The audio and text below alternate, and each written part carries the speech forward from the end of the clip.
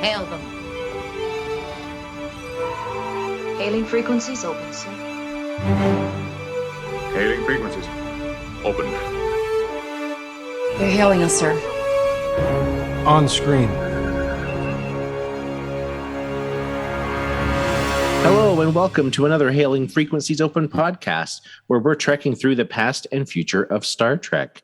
I am your host, as always, Mike Jones. It has been a while since we've talked, and I want to welcome you all back to the podcast and happy to be back in your downloads. I'd also like to welcome my co-host for the past, I think, 5 years. We've been doing this on and off. That's Erin. impossible. That is It's not possible that crazy. it's been 5 years. I looked back at my list and we started in like 2017 was the first episode. It's incredible. Crazy. I've been aging backwards. It's just amazing. No, it's a pleasure to be here with you, Mike Jones. Thank you, Erin. And welcoming our brand new co-host, who is a friend of the podcast, who you might recognize from a previous episode, Damien. Hi, happy to be here. Welcome back. Yay. Thank you.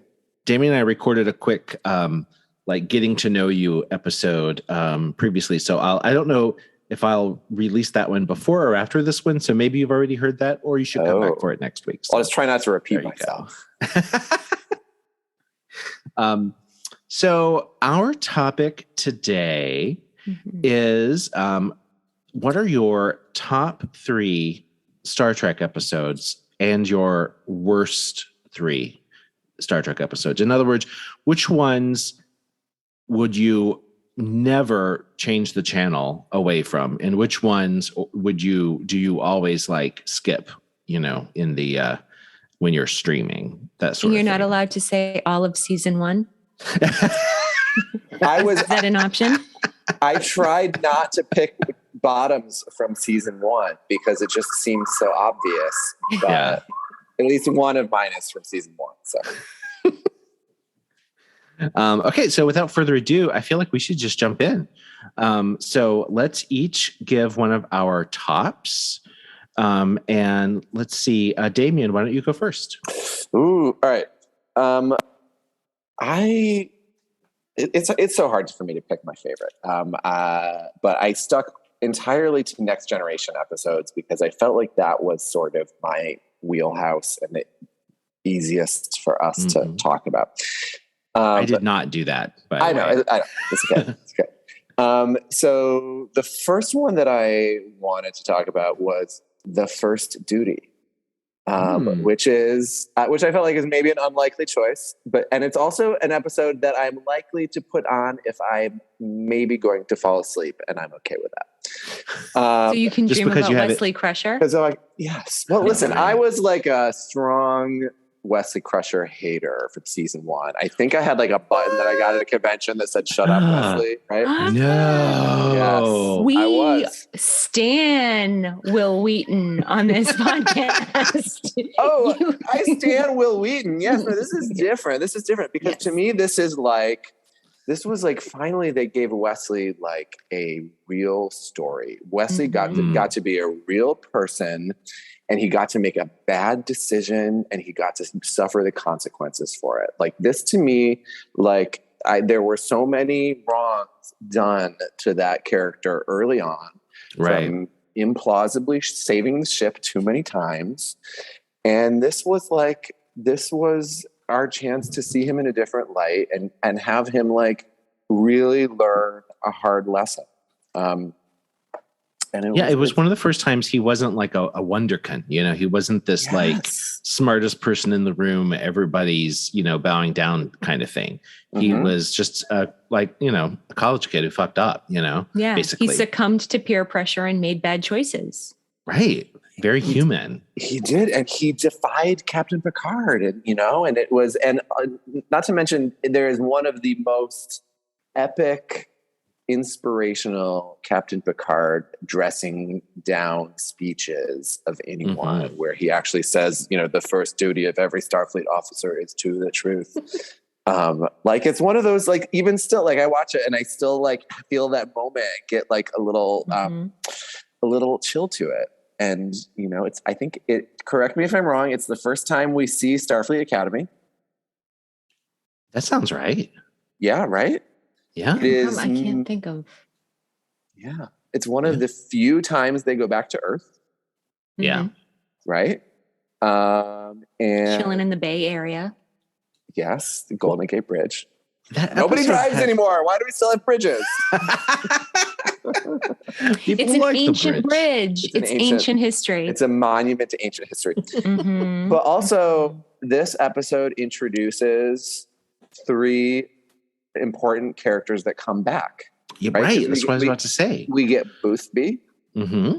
We get Ensign Sito, who comes back in Lower Decks, right? Mm-hmm. And then we get, we really get Tom Paris. Right. Proto Tom Paris. Tom Paris, should have been. That character should have been Nick Locarno. If they had really just paid a writer a little bit more. Yeah, that's I don't know the full story there. I feel like there's more to it than that, but maybe not. Maybe they were just being cheap. Robert Duncan McNeil has said that he's kind of glad that it wasn't Nick Locarno because he felt like Nick was really irredeemable. And I think that was, yeah. And, Tom Paris, even though he's supposed to be a scamp, he's always kind of the audience is on his side from the beginning. It's true. It's true. And I feel like I'm making a strike against for my point for each of my choices. And my one thing that I actually heard Gates McFadden say that she objected to about her character was that every time there is wisdom given to Wesley Crusher, it comes from someone other than his mother, and it comes from a man. Yeah. And you may notice that Beverly Crusher is sort of not very present and not very useful in any of these dilemmas that he faces. Mm-hmm. Absolutely. So that is the strike against this choice, but I still feel like it is a perfect little 1 hour nugget of Star Trek, if you ask me. Yeah. Well, I'll go next. Sort of continuing what you were saying. One of my favorites is Lower Decks. Yes. Where we continue Ensign Sito's story. R.I.P. Spoilers. But it also is an episode that had lasting consequences. There's a whole series named after it, kind of inspired by it now. The Lower Decks, animated series.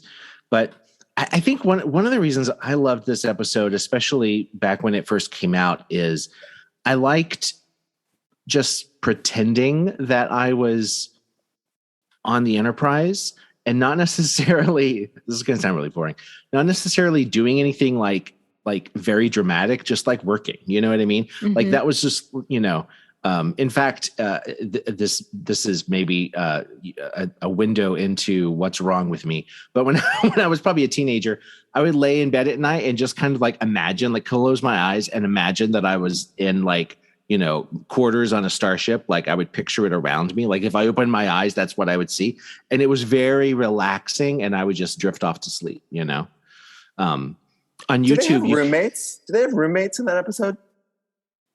I don't think we really know. I don't think we see them. I don't remember seeing in their quarters. I think maybe they're playing poker in one of their quarters, but I don't think we see beds. Not like on Lower Decks, show where they're basically sleeping in a hallway, That's brilliant.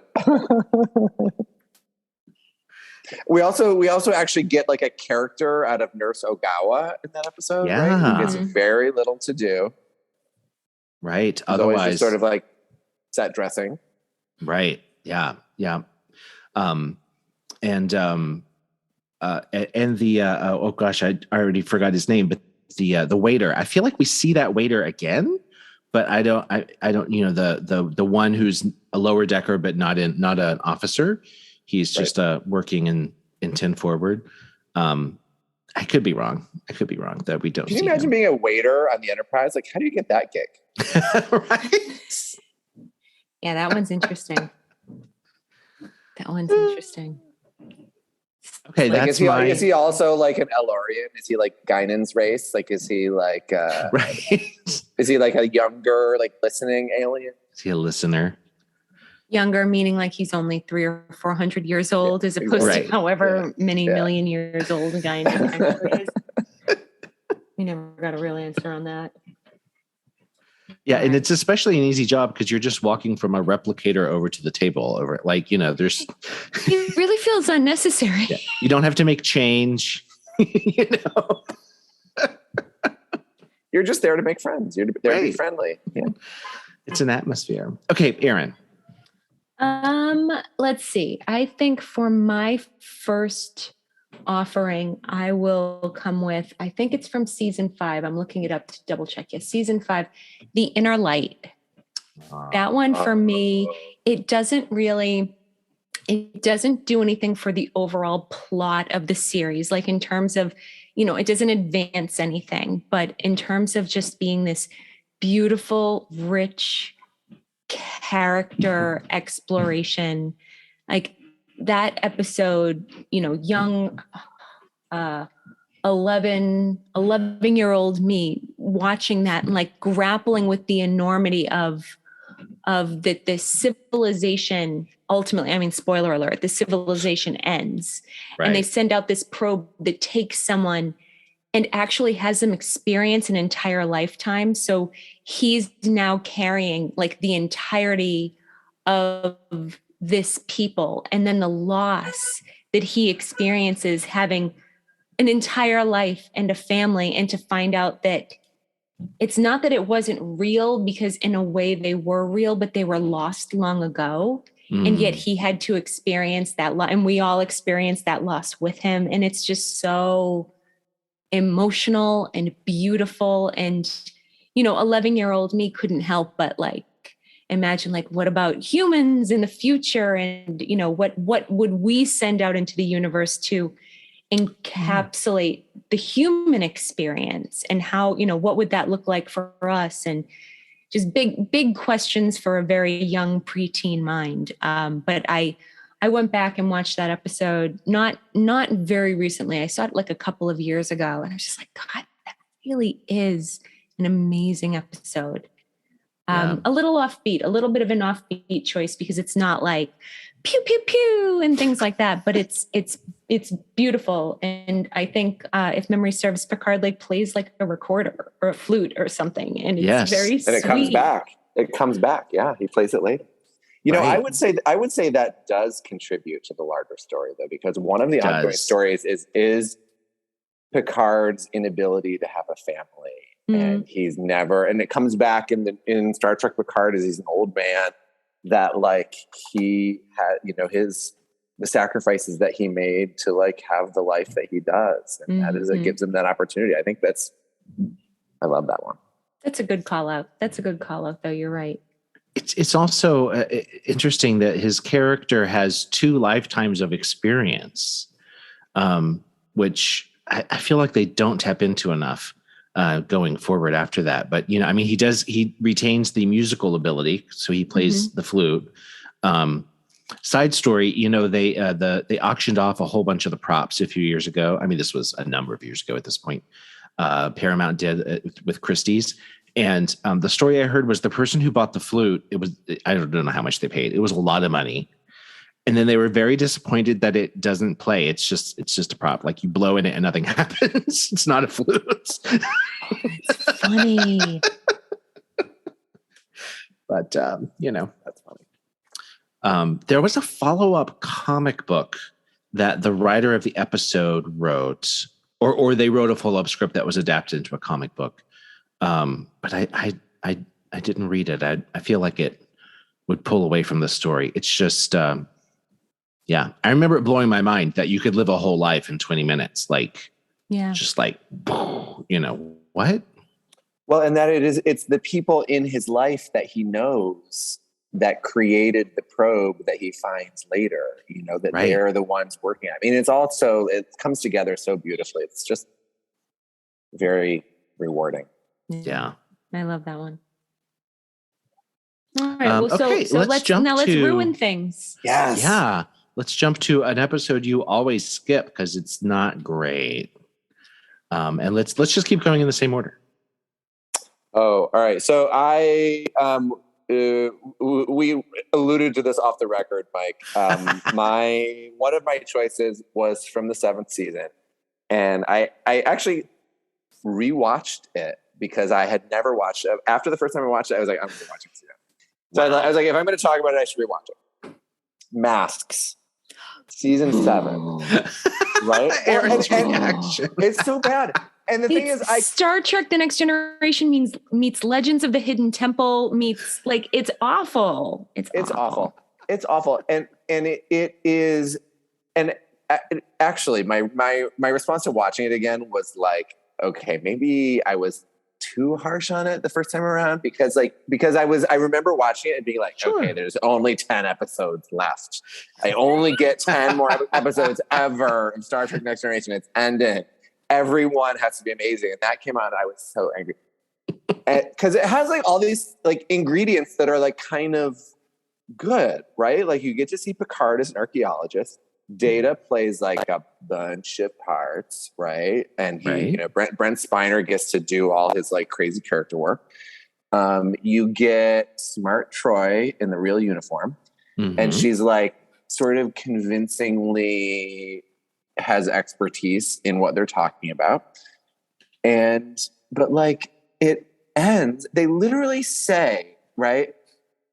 I don't know what you just did, but everything's back to normal. And you're like, okay, the audience is saying the exact same thing. Nobody knows exactly what happened, but everything is normal. And it's it never happened. And they just get this one artifact to keep. Bum bum. I remember being really confused about the ship transforming itself. Right.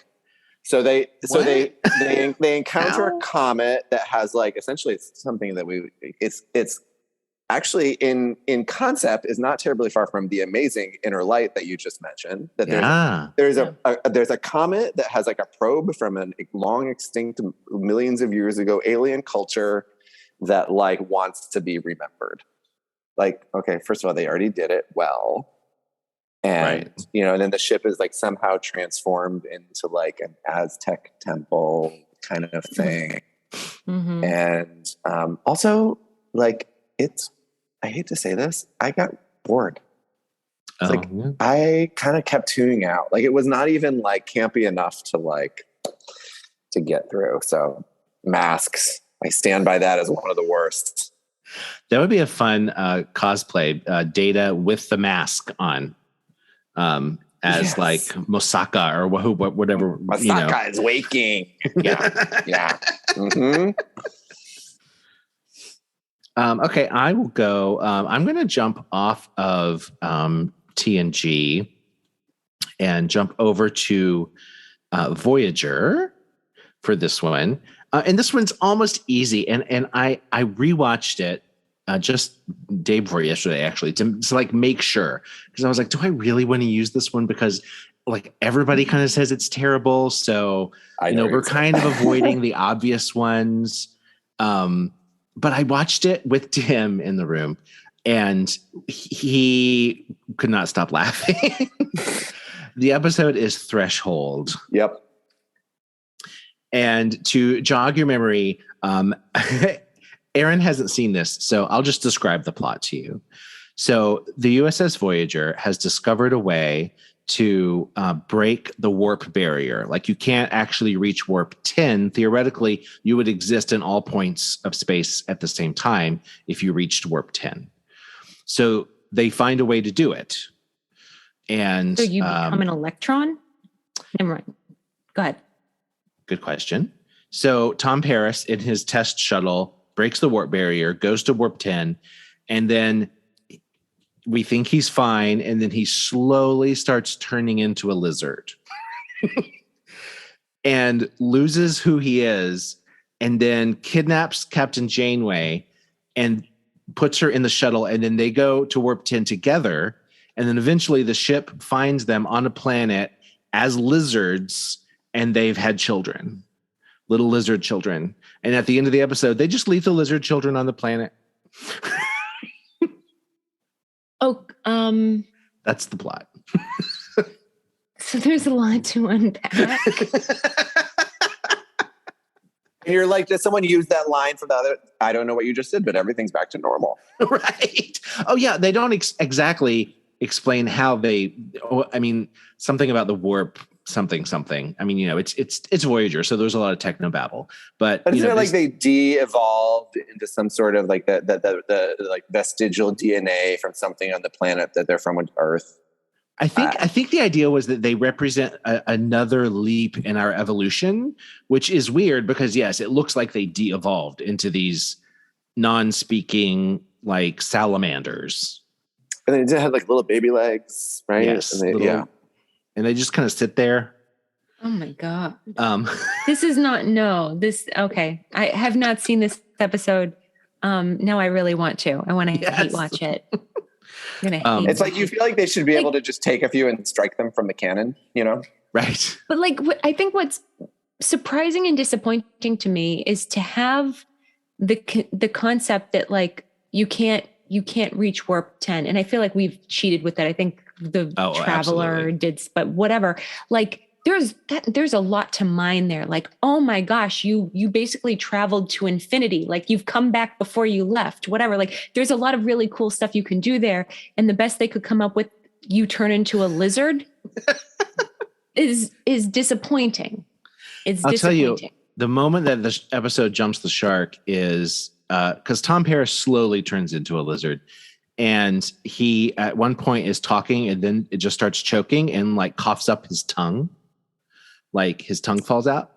And so, but then in the next scene, the poor actor just had to like act like he didn't have a tongue. So he's like, you have to listen to me. I'm like, okay, you jumped the shark. I can't take you seriously anymore. Oh, wow. There's also some really smart people who have taken the audio from this episode and edited it down into an animated episode in the style of the animated series. And it is hilarious. It's very short. You definitely need to watch it. I'll put it on my list. Yes. Is it my turn? I think it's your turn. Trying to pick which one. Because it's a list. Okay, I'm going to go big first. I'm going to go big. I don't know if I'll be able to come back from this one, but I'm going to go and be really controversial. Skin of Evil. I hate it. I hate that that's how we get rid of Tasha. I hate that that's her death. That episode is trash. It is trash. It is trash. It is trash. Tasha deserved better. It is trash. Nothing happens except we kill a beloved character because she didn't want to renew her contract. F that. That was trash. It was tar and like Troy is in there and she's like, I feel them dying. I feel bad. And the tar people are like, don't use psychology on me. And everyone's like, we have to save Troy. So it's this really stupid damsel in distress thing. But then we killed Tasha in a really pointless way. Like she should have gone down in a battle. She should have been single-handedly fighting like 5 Klingons in a pit with a dragon breathing fire, and she's doing crazy stuff. And then finally they take her down. That's the death she deserved. Yeah. Anyway, she should have kicked ass. I mean, and there's like a long series of misogynistic choices in the killings off. Yeah. This is the Jadzia Dax killing is the same way. Like, you don't like your role. Okay. We're going to kill you permanently in a terrible, stupid way. Yeah. Yes. Really and stupid way. Troy is at her peak uselessness. Like she's not, if I remember correct, it's been a while since I've seen it. She's not really injured in the crash. She's just like, she's laying there inside the shuttlecraft and she can't get out. And she's in there with a dead body, I think, because like the pilot dies. but or like is dying or do something like that. She just sits there. She doesn't do anything. Like if that were any other character, they would be like figuring out how to like, you know, rig something in the panel to make the blah, blah, blah, to make the, you know what I mean? They would be figuring it out. Every single time they cut to her, she's like reclining. Yes.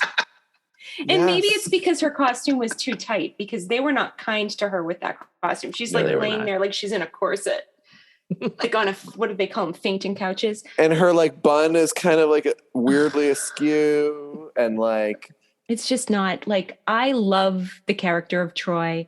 I loved the character of Tasha Yar. Yes. This episode wasn't great to either of them. So I play hate devil's it. advocate. I'm not defending the episode, but I do remember being kind of excited that a character died and it happened. It took, you know, how I think Scotty dies like 3 times in the original series. And you always know he's going to be back by the end of the episode. And then he comes back in the next generation. Yeah, he does. Lives in the transporter buffer.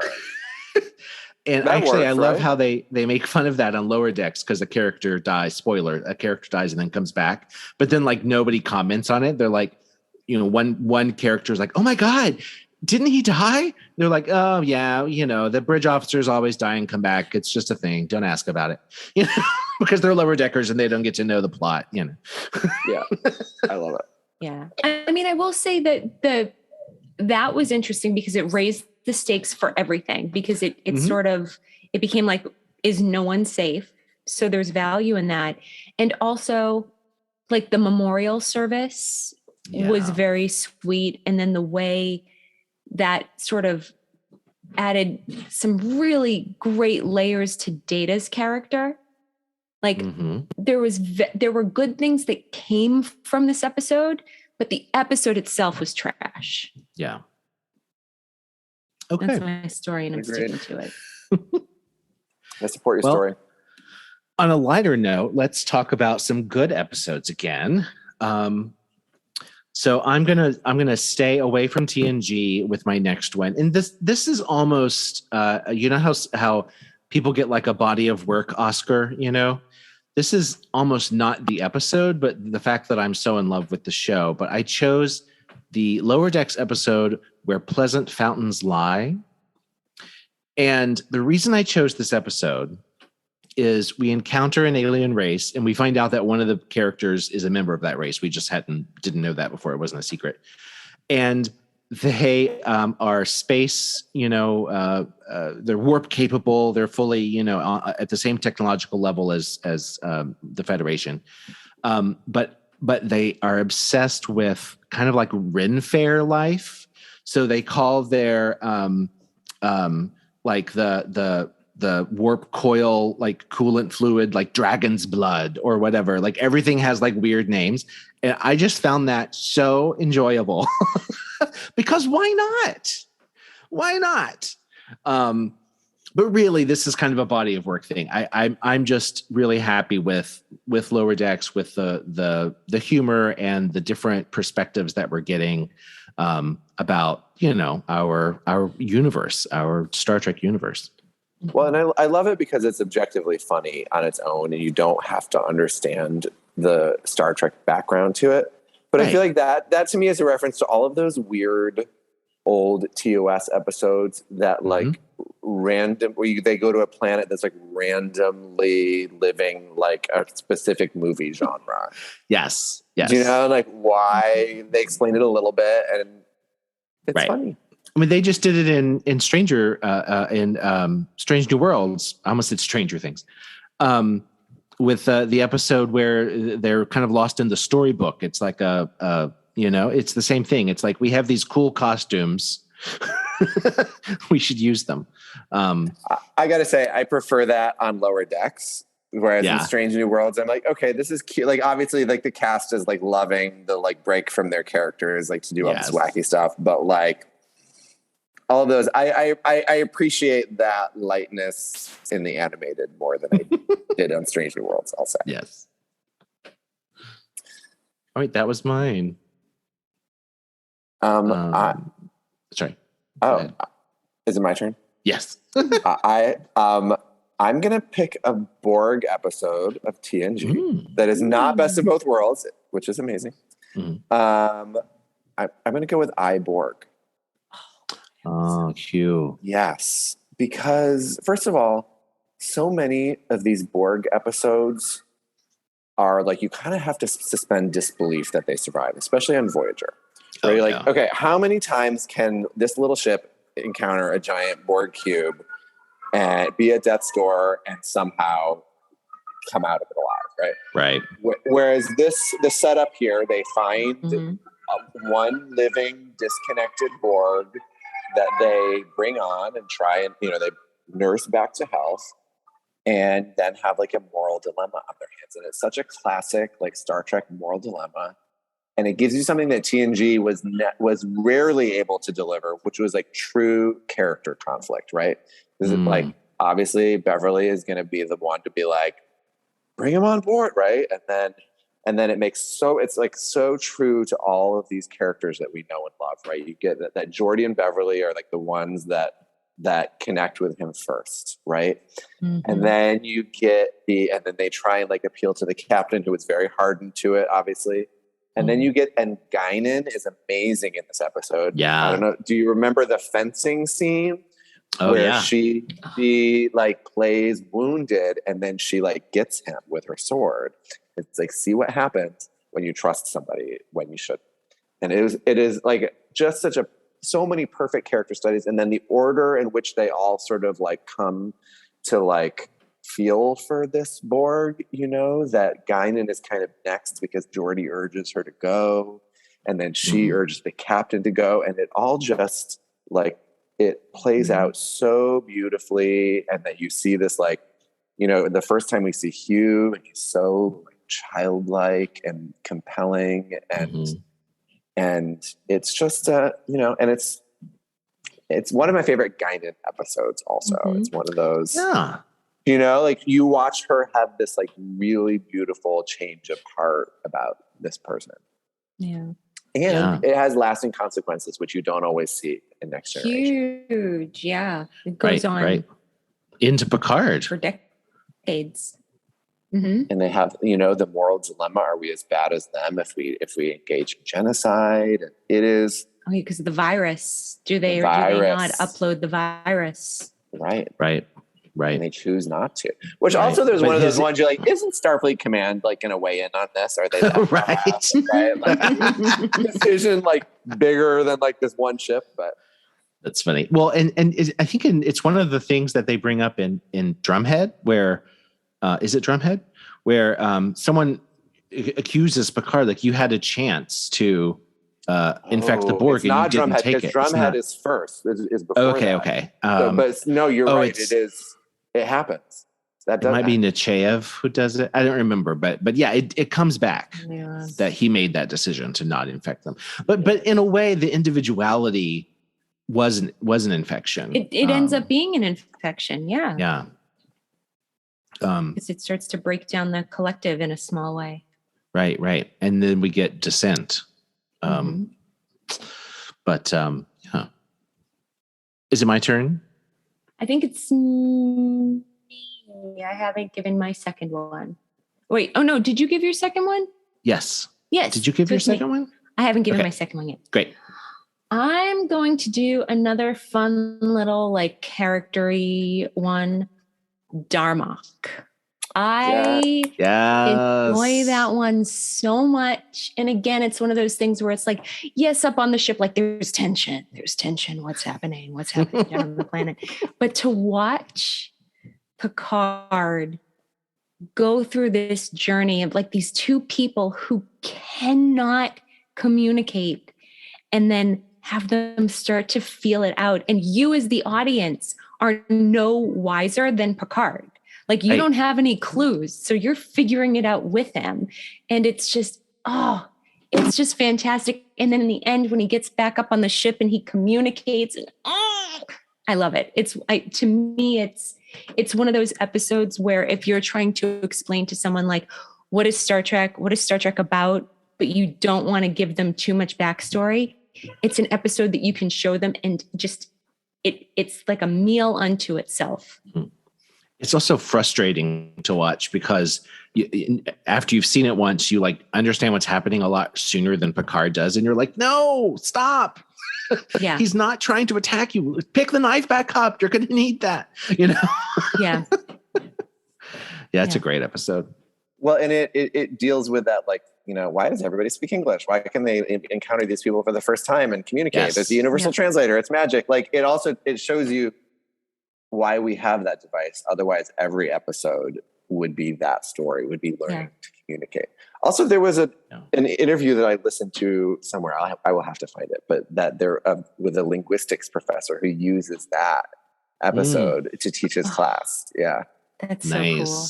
Yeah. Because when you think about it, like a universal translator, it was translating it into a language they understood. It's just the method of communication wasn't anything like they communicate through story and metaphor.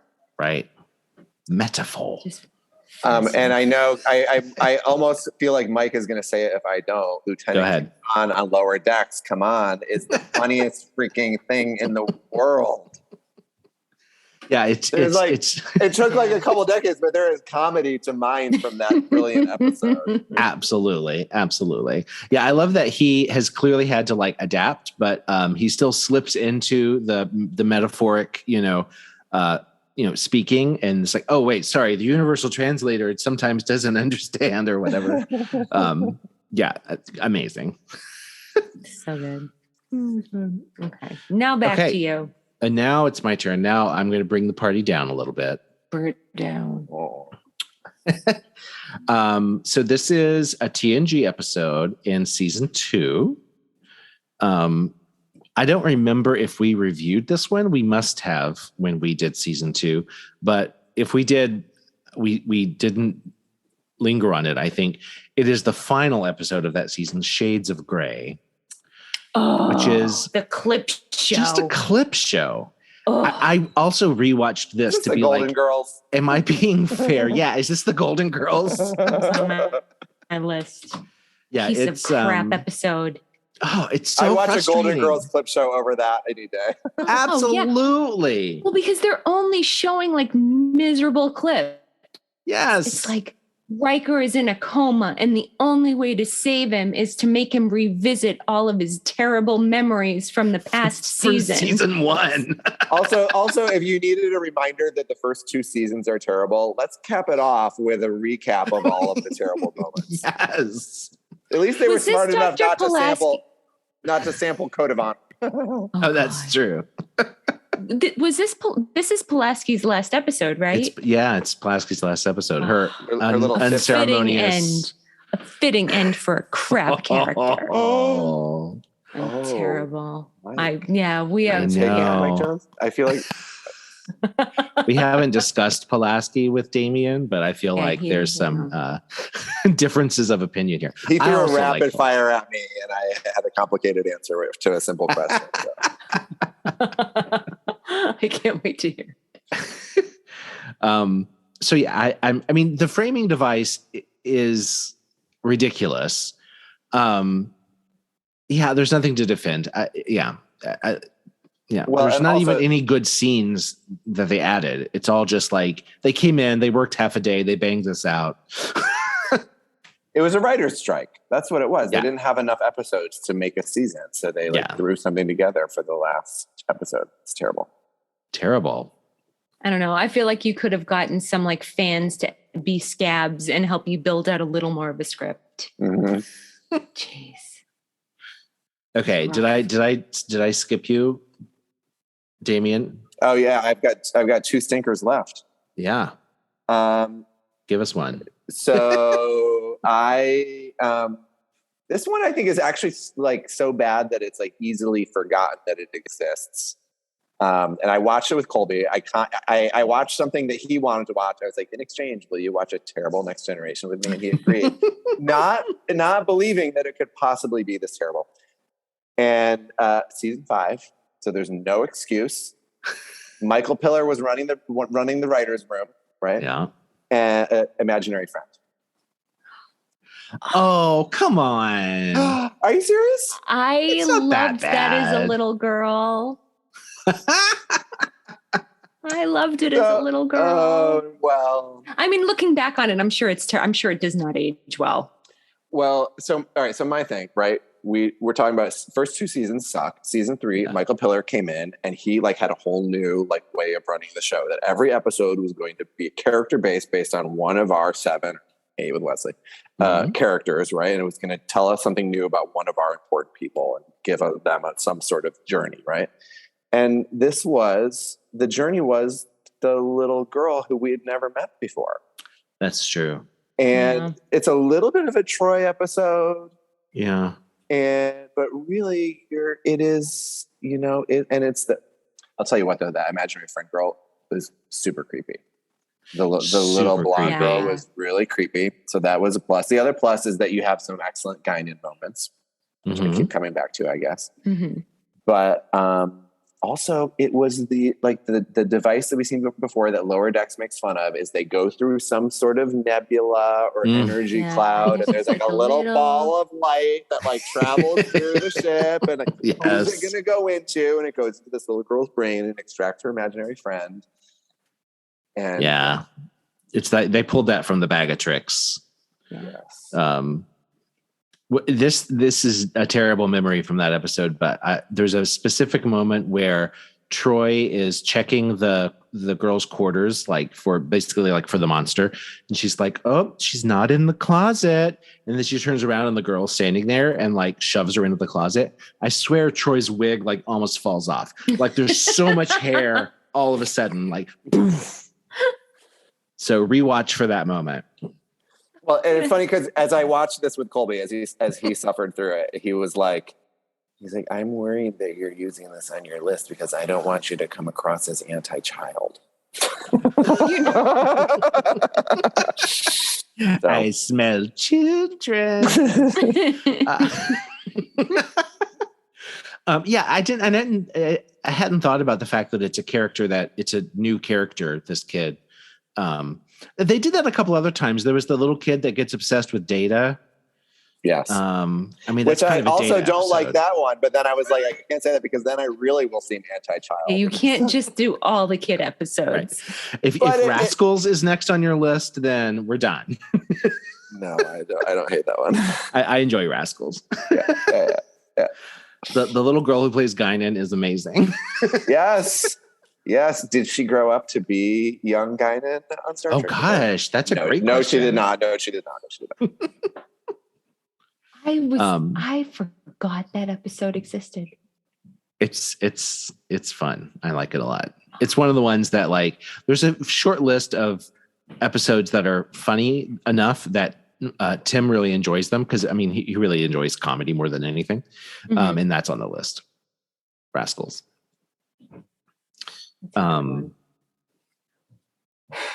Okay.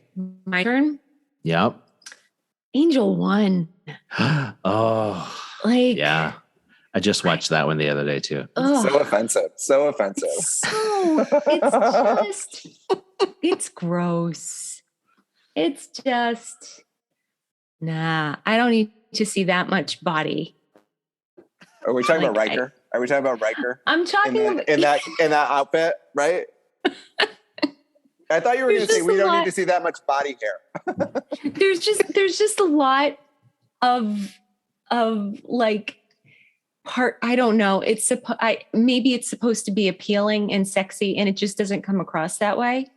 I don't but think also, so. I don't like. I also don't love that. That like you have a society where women are in charge, and like they just become men. Like they're just men. They're just doing the same things that men do, where it's like we have historical precedent that when you have a truly matriarchal society, it runs differently. Oh, of course. It's a different style of leadership in government. They don't just objectify men. Like just because men, and listen, this is not hating on anyone else on this Zoom just because they may or, not be female. But the fact of the matter is like men have controlled and objectified women for millennia. And so it's resulted in this kind of society. You can't assume that if women were put in power, they would do the same thing to the other gender or other genders if we're dealing with multiple. It's a gross kind of, I don't know if it's misogyny. It's just gross. It feels like it's very much a season 1 episode, but it feels like a original series almost. It's like, it's like if the way women were treated in the 50s in television is, you know what I mean? Like, let's reverse those roles rather than. It's just a Freaky Friday. Yeah.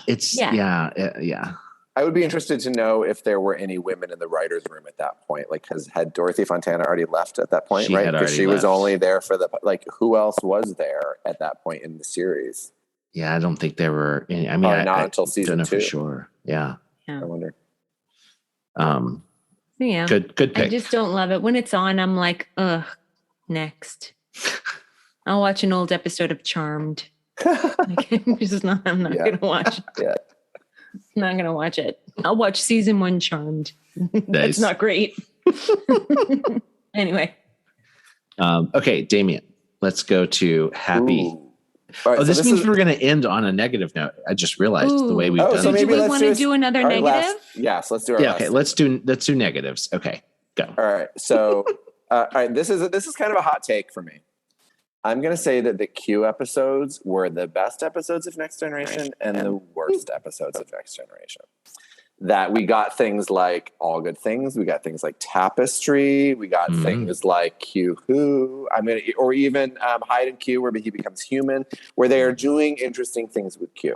So the one there were 2 that were candidates for this for me, like terrible Q episodes, and one was Cupid, right, where he sends them into the Robin Hood land, right? Mm-hmm. I love that episode. But right. I hate that aspect of it, but I love that it goes into Picard's romantic life with Vash. I love Vash, and I love that she is embarrassing to him. Like, all that is gold. So I couldn't. So long story short, I ended up going with Hyde and Q, which I found to be like season 1, right? Where he offers Riker Q powers. And this was like, maybe 2/3 of the way through the first season. Mm-hmm. They were like already short on ideas somehow. Let's bring back Q and then have him mess around with everybody and godlike character toying with the mortals. Mm-hmm. So many lazy narrative tricks in that. Mm-hmm. And it made me sort of have a sour taste in my mouth about Q, which of course was later redeemed. Fixed. But no, I didn't like that episode. However, I did like the hot, muscly, grown-up Wesley Crusher, who still somehow has the 12-year-old Wesley voice.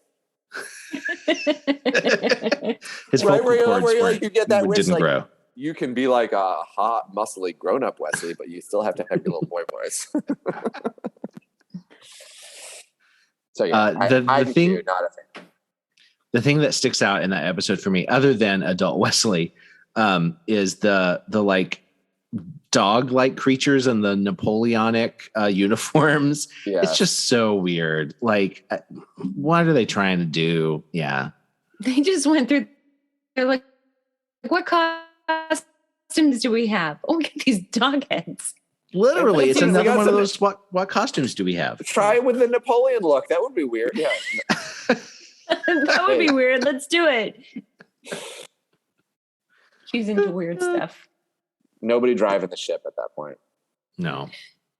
Season 1. All right, I'm going to jump way ahead in time to an episode of Discovery, season 1.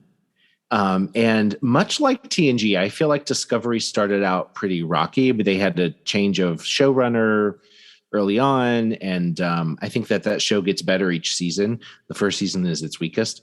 And my least favorite episode is Context is for Kings. Which that's one of the first ones. It's the first one after the 2-part premiere. And I hate it because it's so like dark for no reason. And of course, we find out later that Lorca is like Mirror Lorca and yada yada. But I don't even think they had planned that at that point. I think that they wanted the audience to be confused, and we were. And it's this bizarre, like, black ops, what's going on. Michael Burnham is in her quarters, and like, the water droplets on the table start floating, and it's like, what is happening? I just wasn't interested. I think it was supposed to make us, intrigued to watch more, but it made me go, this really isn't my Star Trek. Is this the first episode that she actually sets foot on Discovery, where we first meet Stamets and we first meet? Yeah, and it's super grumpy Stamets, and she's like in her like prisoner fatigues or whatever. It's I can't say enough how much I don't like it. Well, and it's interesting because you get the sense that they were introducing a lot of these characters with like an eye on a larger story arc that probably was not what they stuck with even. Yeah. So that they're giving your grumpiest Stamets, and you get this sort of like long journey into like warming up to him. Right. Yeah. One thing I did like about that episode is Commander Landry. I was very excited that the new Star Trek had Rekha Sharma on it, who I remember from Battlestar Galactica. Yes. Which, spoiler, she doesn't appear in very many episodes after that. She doesn't last very long.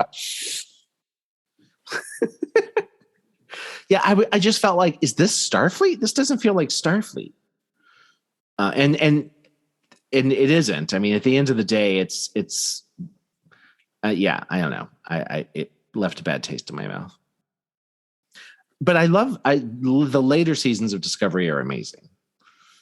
So I think that they fixed it.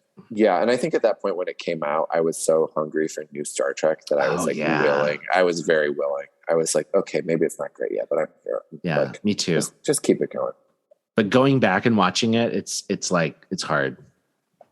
Yeah, there's always going to be rough episodes early on while they try to figure out the energy of it. Well, and I think sorry.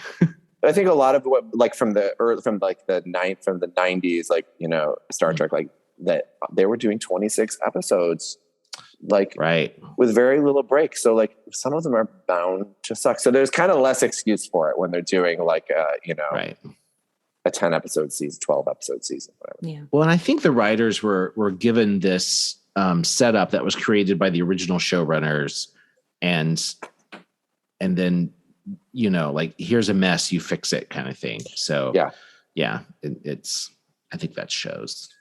Mm-hmm. All right. Aaron. My last bomb is season 7. I don't know, maybe this is controversial. Sub Rosa. I can't. And we like reviewed it. It is so uncomfortable for me to watch Beverly Crusher like have an imaginary lover who is also like her mom's and her grandma's, and also it's like completely non-consensual. So it's like watching her in the throes of passion, but she like doesn't have a choice. It's very uncomfortable to watch because it's weird. And like the performances are great. Like, I mean, Gates McFadden is just giving everything to that episode, but it's like, it is very uncomfortable for me to watch. So when it's on, I have to skip it. I was reading a particularly erotic chapter in my grandmother's diary last night. And like, what? Nope. That's a whole bunch of no. That's a hard no. Like anything remotely spicy, I'm going to burn it with fire. I don't want it. I don't want to know it. It's private. But here's a question. Does that episode have camp value? Oh, yeah. Like we talked about, like Masks is like boring. Like is Sub Rosa at least have like some camp value to it? You get to watch her like orgasm with a ghost, right? If I remember correctly. Yes. Yeah. No, there is, but like it's the non, like just watching it as it was probably intended, there's camp value, but looking at it now, like all I can think of is like this woman is not consenting to any of this. There's a ghost inside her body doing whatever it wants to her to manipulate her. And that's like really gross. Yeah. But like watching Beverly Crusher just like spontaneously orgasm is that's funny. Really weird and funny. And I kind of want to know who wrote that also. Like, Jonathan Frakes directed it. Oh, yeah. So Jonathan Frakes got that performance out of Gates. We reviewed that giving episode eyebrows. I'm giving eyebrows. As a Halloween, yeah? As a Halloween episode. Yes. That was fun. It's so spooky. Sex with a ghost is spooky. Did you And then as we were talking through it, we're like, guys, they're like, this is problematic. This is problematic. Don't light that candle. Did you see that somebody made a candle, like they 3D printed an exact like thing of that candle and put like why green, would you like, do stuff in that? it? And then they do gave that. it to Gates McFadden at the convention, and she just went around taking pictures of herself with it and putting them on her social media. So she was fine with it. She's giving her O face. She's consenting now. That's good. That's good. Go get it. Got a sense of humor about past wrongs. Exactly. Yeah. You have to. That's my last bomb. Good. Well, so before we move on to our last round of good episodes, are there any bad episodes that deserve an honorable mention? Oh, I give an honorable mention to Up the Long Ladder. That's just weird and terrible. And like, I can't. I just. Wait, how do you wash your feet? Do you remember that? You generally start at the top and work your way down.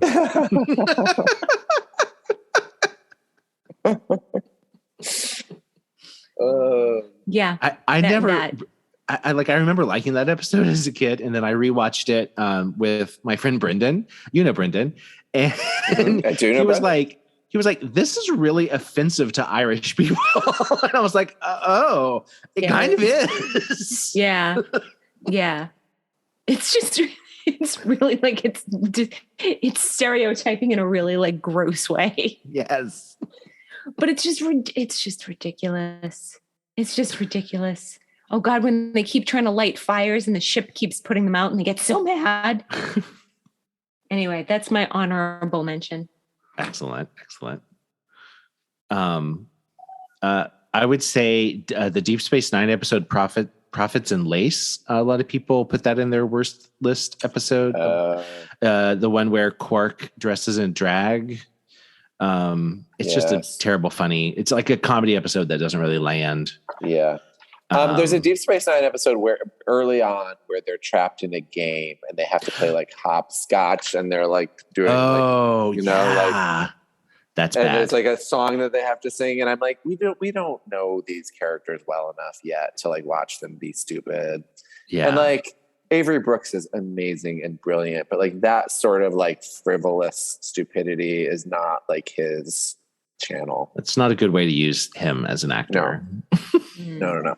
So that was that one I almost pulled up to watch to nominate, but couldn't bring myself to watch it. That says something. Yeah.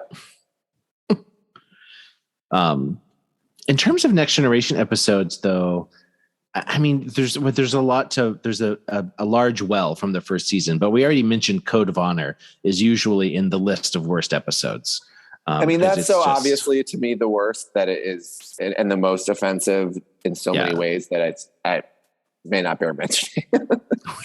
I feel like we can just like it's okay to just like pretend that didn't happen. Just strike it from the record. Right. It's been struck. It's been struck from the record.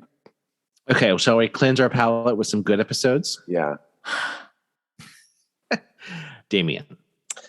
Actually, this is the one I was the most excited to talk about because I intended this as like an out of left field choice, and then I watched it and I was like, no, this is like in its own way a perfect little episode. Starship Mine. Oh, right. So the Enterprise is like in the shop, right? Yeah. It's collected baryon particles, so this is a procedure where the beam baryon moves, sweep. the sweep moves through the Enterprise and like it kills everything in its path, so they move everything out. And I feel like they were like, we want to show Picard in all of the ways that we have sort of like maybe missed seeing him, right? Because he is like, so basically it's like the auto shop gang is like secretly like stealing parts to the Enterprise, and they're going to make a weapon of mass destruction. Right. And by sheer coincidence, Picard is alone on the ship, and like there's no weapons that you can use because of the baryon field or whatever, right? So he's like roughing it, and he's like playing like it's kind of Die Hard on the Enterprise. Yeah, he goes right? like full Die Hard. He goes full Die Hard to defend the Enterprise from these guys. And while the sweep comes along and like sort of like kills each of the villains along the way until it's like him and the main villain at the end. But the part about it that I loved so much that I had never really noticed before is that you get to see all of these characters in like a very different light, right? Because they're all so like heroic, but they're fully taken down because on the planet they have to go to this cocktail party hosted by Commander Hutchinson, call me Hutch, who does unbearable small talk, right? Oh my So all of our heroes are totally wrecked by having to like go to an uncomfortable cocktail party. Right? And the episode starts out right with like, it feels like a continuous shot, which obviously impossible, of Picard being like so like expertly managerial, right? Like all these people can like fight off the Romulans and the Borg, but they can't like move off the ship for a couple days at space dock to like get some like service, right? And so he's, like, the evacuation is behind schedule, says Troy. My tissue samples won't survive such pressure. And he gives each of them like a little like solution to their problem along the way, right? And then he gets to the bridge, and Geordi and Worf are like competing for his attention, right? And they sort of stop and act civilized, right? And then Worf says, permission to be excused from the cocktail party. And he says, permission granted. And then Geordi's like, permission to also be excused. And he's like, no. And they have this like amazing moment, right? Because he can't excuse them all. Only Worf got out of it, right? And there's this moment of like between like Geordi and Worf of like, oh, you got me. Where you like just see them like, you're like, this is the 6th season. These actors know each other. They have bonded. Yeah. We know who these characters are, right? And the best part is Data and the small talk, right? Data is trying to learn how to like, and it's all in that opening scene where Picard is like sort of fixing everyone's problems along the way, and he gets in the elevator and the turbo lift, and Data tries to make small talk, right? And the entire like cocktail party is dominated by like Hutch, the like insufferable party host, and Data making small talk. It is genuine. It's like one of the few times that they managed to do action adventure and comedy, and all of our favorite characters have their like character moments and get to be like good at their jobs, pretty much, except Worf, who's like somehow excused from the party, right? And then at the end, it's so like lighthearted, they're kind of like busting on the captain still for like trying to skip out of the party, and to go get his saddle. Yes, I'm sorry. I've like run at the mouth about this because I watched it and I just loved it. It's like such a perfect little Next Generation to me. That's amazing. I need to rewatch that episode now. It's been a long time. Yeah, it's like genuinely funny. I love how humanizing that is. That the small talk at the party. Yeah. And they all have their moment where he's like, "Excuse me, I have to go talk to someone." They're like, "Oh my god, yes, go."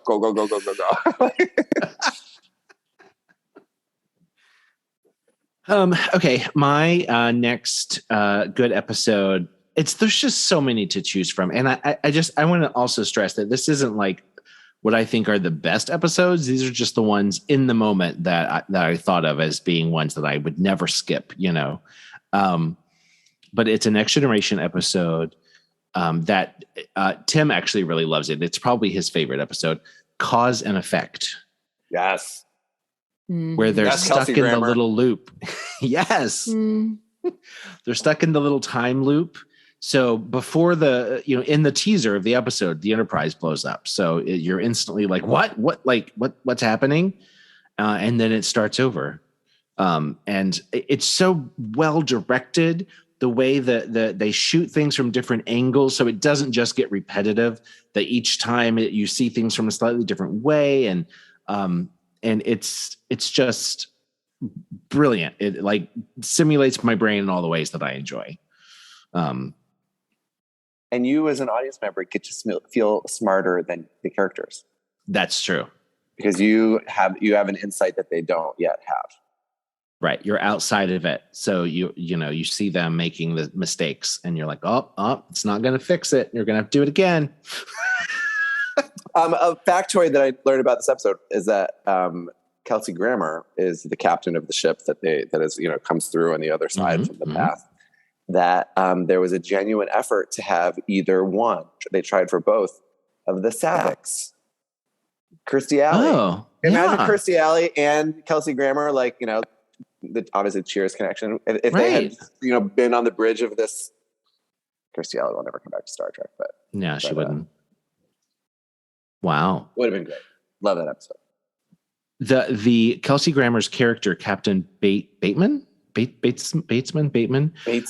Bozeman, right? Of the Bozeman. Is referenced in the first episode of Lower Decks this season. So there's a little Kelsey Grammer's not returning because the character doesn't speak, but we see him. So it's he's still out there. He's still a captain. He acclimates well to the 21st century, apparently. And he's really old. Right. I love it. Cause and effect. Yeah, I love it. That's my review. Aaron. You love it. All right, this is hard because it's the last one. And I still have 4 on my list. Damn it. Okay, it's the last one, so it's appropriate. All Good Things was something that to me, it was the most perfect ending of a series that I had ever seen. And in retrospect, was it perfect? No, it was not perfect. It was not perfect in any way. But I had never, I was a child who didn't have a lot of friends. I had very specific, peculiar interests, Star Trek being one of them. So these people were my friends. Yes, same. And I loved them wholeheartedly. And there was so much buildup. Damien, you were saying there's only 10 episodes left. These can't be bad. They have to be good. This is all I get.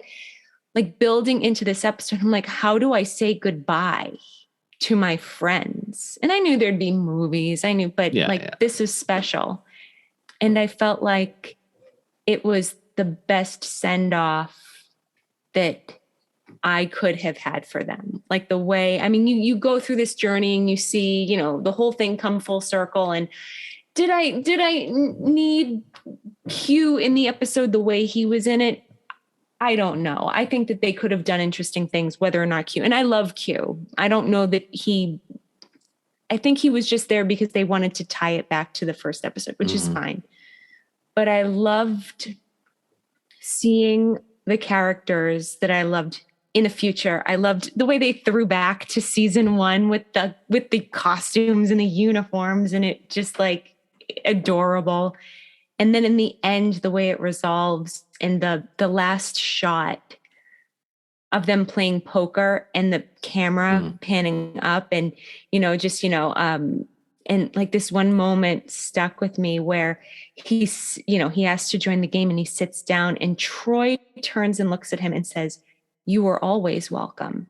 And for some reason that destroyed me. Absolutely destroyed me. And and it's blah, blah, blah, whatever is wild and the sky's the limit. And I'm just it's going to be okay. So that's mine. I don't know that objectively it's one of the best episodes ever, but for me, it's so meaningful. I feel like that I might even say that's the best moment of Next Generation. Cause you're it ends in that you're oh, that's what this show is about. That's what Picard's story is about, right? Is his isolation and his like lack of family. And then you're like, oh, he does have a family. This is his family.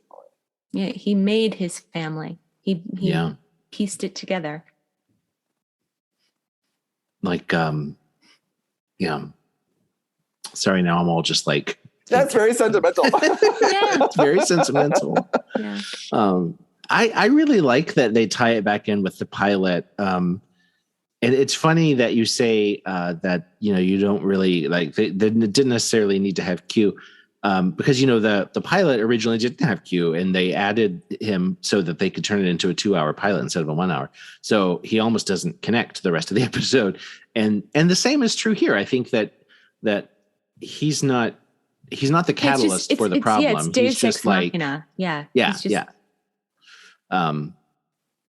It's a great episode, and I like that we get to see Captain Beverly Crusher of her medical ship. But one of the most underutilized characters of the show, I would venture to say. Got a moment. Yeah. Yeah. Well, I really hope that the Picard season 3 she's gonna have a lot to do. I mean, all signs point to yes. Yeah, it seems to be that it's going to be Beverly heavy, which I think is great. It's also interesting that you said like I knew there were going to be movies, but All Good Things is so much better than Generations. Yeah. Even with its problems, I feel like it is better than Star Trek Generations. Many times. Although I enjoy Generations because there was so much Guinan to it. That's true. I love, I mean, Damien, I think I share your love of Guinan. Just whenever Guinan's in an episode, I'm like, what's she going to do? I love it. And so to have that exploration of her character, I liked very much. But yeah, I mean, in terms of Star Trek, The Next Generation, I don't know. All Good Things. All Good Things. It's such a bittersweet title too. Well, and it does such a good job of like bringing each of the 7 into the fold in a way that is meaningful. Yeah, it's satisfying. They each have something really who they good. were. The only unfortunate thing is that at that point, for whatever reason, they had Troy and Worf in a relationship. Yeah. Like it's like you're rewatching that episode. It's like, oh yeah, I forgot. For like 3 episodes, they were in a relationship. It's like really an odd thing. Yeah. I mean, sometimes you're on a ship, you get bored. I guess you date your coworkers. You don't have a lot of people to choose from. Right. Maybe they both bonded over being like half human, half something else. Both had really weird, like, sex things. Like Troy's very sexual and Klingons are very like aggressive in their intense sexuality. Yeah, but like, isn't it like that the men were poets and the women were the aggressors? That's true. Yeah. They would read poetry while the women it. chewed on their, like, tore their flesh from their bones or something. I don't know. But maybe there was something, I don't know, maybe Troy's got a wild side. Maybe. How did we get here? Yeah, we didn't get to see any of that. All good things lead to. Isn't All Good Things like how they learned that maybe they should get together, right? Because like she died somehow in the other future. It ruins his friendship and with Riker and Worf are estranged, and they're like, maybe this is a bad idea. Maybe Troy should go back to Riker. Maybe we should just all be friends. Maybe everyone should just couple up in the way that they were intended to from season 1. Yeah. Right. Yeah. Exactly. Without any real good reason to keep them apart. Yeah. They're anxieties. They have to be together. Right. Okay. Honorable mentions. Obviously, yesterday's Enterprise. Mm-hmm. Amazing episode. We've already said Best of Both Worlds. Tapestry. Tapestry. Yes. Oh, that's So such a good. great episode. So good.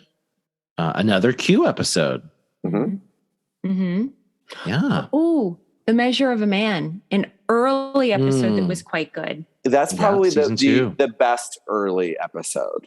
That was like Yeah. the first really good episode of Next Yeah. Generation. Yes, good call. Yeah.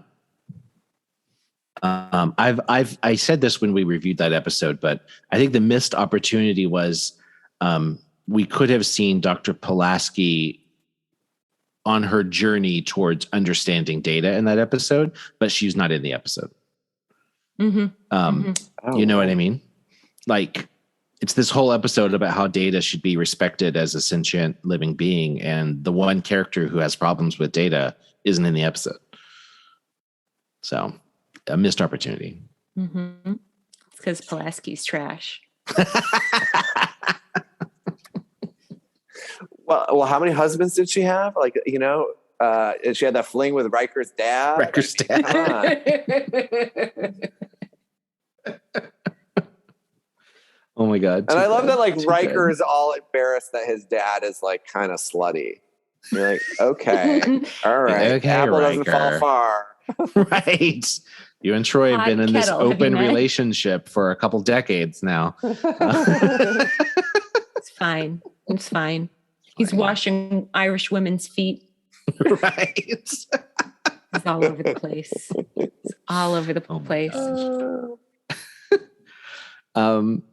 Yeah, there's too many good episodes to in our honorable mention. There's so many that I will it's rare that I skip an episode, put it that way.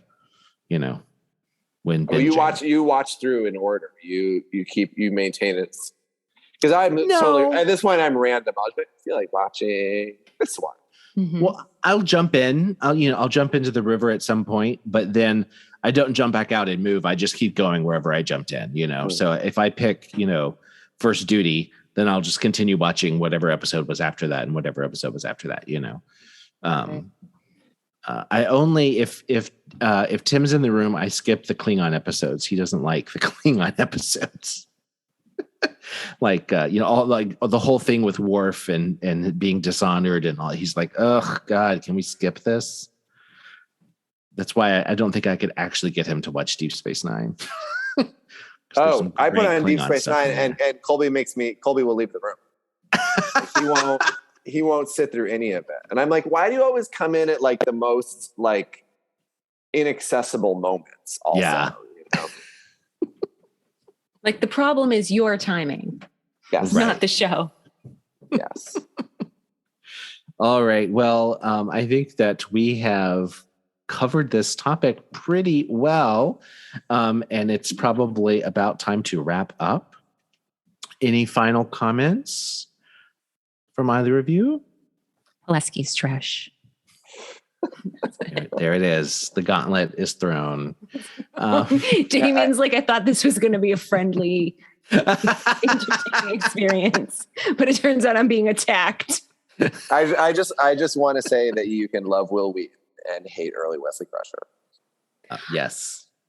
I will Yes. grant you that. I was just so blinded by my love for him that I forgave everything. And I thought, as a child, I thought that Wesley really was like, why don't they listen to him? He knows what he's talking about. It's just like me. No one ever listens. It's only as an adult looking back that I realized, oh God, Oh God, this kid. he was not written well. No. And yet Will Wheaton. he's Will still Wheaton, if you're shining like listening, the I want to be sun. friends. I would love to hang out. I feel like we Absolutely, have a lot in common. We please. could be friends. He was amazing. He was amazing in everything he did. Do you know I He still almost is. listed The Game as a top episode? Oh, Not yeah. because it's like the best episode ever, but I love that episode. It's so it's so like dumb. I love it. And It's it's great. I hated it when Wesley. it first came out, and then I watched it as like an adult, and I was like, "This is like clever and funny." Yeah. I watched the last time I watched it. I don't remember if Tim said this or if I just thought it, but like they're basically having orgasms. That game is basically giving them orgasms. And as a child, I did not understand that's what was happening. Stimulating your pleasure centers. Come on. Right. Yeah. Like, it's really obvious when you watch it as an adult. I was like, oh, wait. My final comment is that I don't think Pulaski would have been fooled by a ghost in a candle. That's all I'm saying. If you like what you've heard here today. It was not consensual. It was not consensual. I will not stand for victim blaming Dr. Crusher. And she was paid more than the other actors. Next, you're going to say, did you see what she was wearing? Shame, Mike Jones. Shame. Oh, I was just trying to get a reaction out of you. And you keep trying to sign off also. I know. I keep And the podcast, no. All right. Thank you all for listening. If you like what you hear here, make sure you give us a like, a rating, a review, wherever you get your podcasts, and come back in a couple weeks and we'll have some more content for you. Hailing Frequencies closed.